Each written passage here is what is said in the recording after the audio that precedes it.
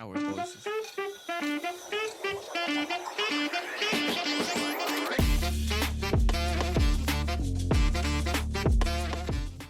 Hello, hello, hello. Welcome back to our podcast. We're Voices by Emergence. This is a podcast made by students for students, and today we have Yarielis, Jaimuel, Adrian. Alison, Yariel, Alondra. And today we are going to have a new, very special guest in our podcast. This is a very important person in our school. He's a person that everybody knows and everybody loves him. And guys, let's give a welcome to our guest today. Let's go. Mr. Ramos. Mr. Ramos, welcome. How are you? thank you, everyone. Welcome, students, and every person that is listening to this podcast. Yeah, actually, we are pretty happy because we have had a lot of people listening already into our Spotify, and that is really exciting for all of us, right, How's guys? the money going? Not yet. We need more people to listen. Okay, guys, let's start. Who is Mr. Ramos? Well, I am the principal here at Emergence Academy in Springfield, Massachusetts. Well, something a secret that nobody knows, or maybe some people know. I play baseball all my life, and I'm a musician. I play the drums. If you had to describe yourself in just 3 words, what would they be? Well, I think everybody can testify to this: hardworking, passionate, and competitive.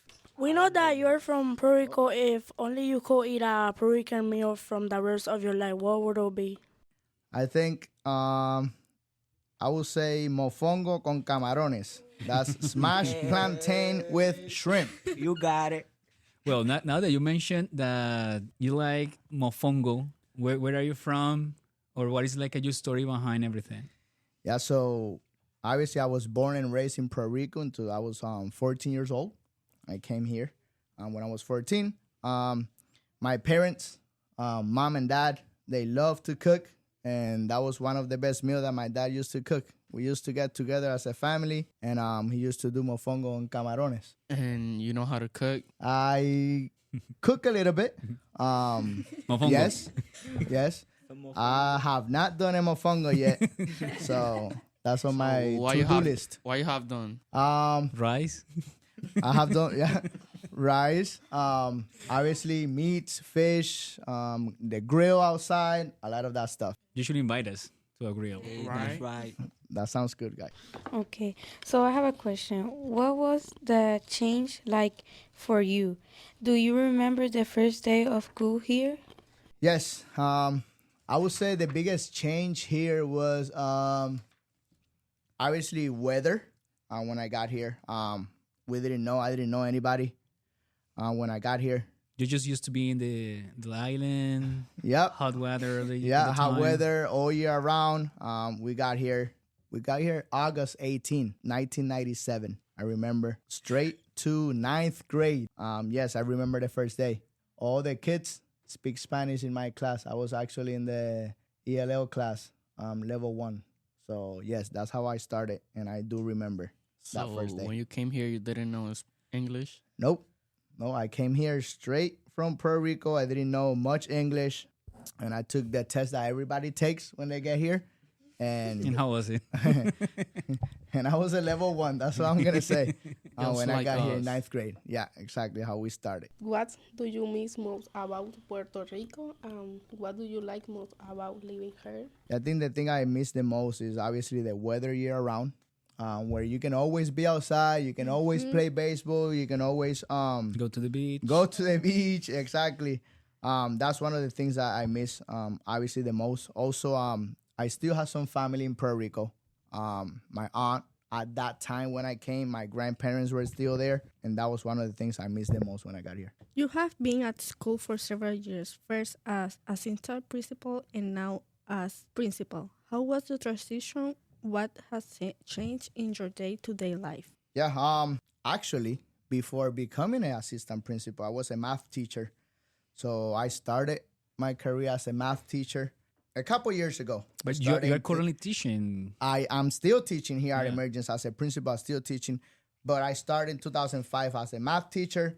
Then in 2020. So it's been 20 years? Who already was born by 2005? Nobody. None of them. Nobody. None of You? them. Nobody. None of More or them. less. Yeah. And then in 2020, I started as an assistant principal here at Emergence. And then this past year, I became the principal at Emergence Academy. And how was that change? I mean, being the head of the entire school. Yeah, the biggest difference was working and have my mind always, even on the weekends, thinking about things to get better, things that we needed to be done, and all that stuff. So that was one of the biggest transition. It was transitioning from just being in a group of math teachers, now is the head of the whole school, and and a lot of meetings. That's the biggest transition, was being in a lot of meetings this year. I will say that most of the time we as a teachers are working hard to give the students what they need, like the support, the scaffold, and everything. But what is that something that we as a teacher, you as a principal, will need from the students? Well, one of the biggest thing I would say is attendance. Be in school. If you're not in school, there's no way that you can learn. So one of the biggest thing that I need your help as students is be in school. And like we always say here, do the right thing. If nobody, doesn't matter if people are watching or not, do the right thing. So those are the biggest key that I think that for students that you have to understand. If you could make a radical change at school, something crazy but possible, what would you do? Yeah, I don't know if it will be radical, but one of the things that we're thinking already is all the high school 9 through 12 having the same schedule. Please. Please. Having the same schedule and try, I don't know how facilities are going to work for next year, but all being the same floor. We're going to try to do that, see how would that work. But yeah, having definitely the schedule so they can, when they go in their field trips or their intervention, whatever it is, they have all the same schedule of 9 through 12. And what change you have in mind for next year? That's a great question. Well, one of the changes that we're already thinking is one will be that having all together the same schedule for 9 through 12. But also I would say maybe being in the same floor all together as much as we can right now. But bigger changes, I think, one of the biggest changes, we open in 12th grade next year. Yeah. That's we a are big currently change. 11. Yeah, right now we're 6 through 11, and next year we're opening 12th grade here at Emergence. That's a big change for us next year. What do you like the most about school? The thing that I like the most is just being with the students, being with you guys, being here, having fun. They know that we have fun. When it's serious, but we can also have fun. And just seeing how they grow. I remember teaching Adrian, Jaimel, when they were in 7th grade. They're already in 9th grade. But yeah, I think that's the biggest thing. Seeing them change, grow up, and be better every day. So let's be honest. When you were a student, were you the one who followed the rules or the one who was in trouble? Like me and Jay. Yeah, That's right. well, Actually, you were in detention this afternoon. yeah. But that was an error. Yeah.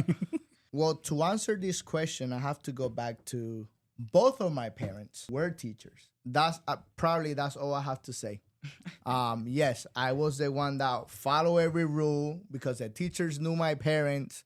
So I need to do what I needed to do and do the right thing, and also to play sports. So I played sports in high school, so I needed to follow the rules and make sure I have my grades up.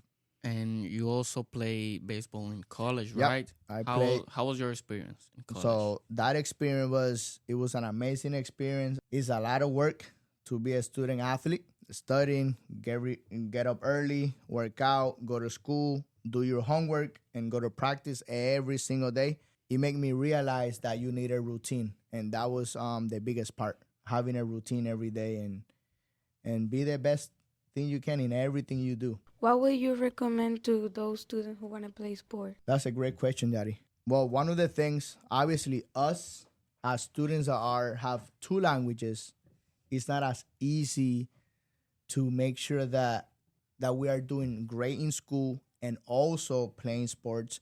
It's a little harder for us. We need to spend time reading, sometimes translating, so it takes a little longer.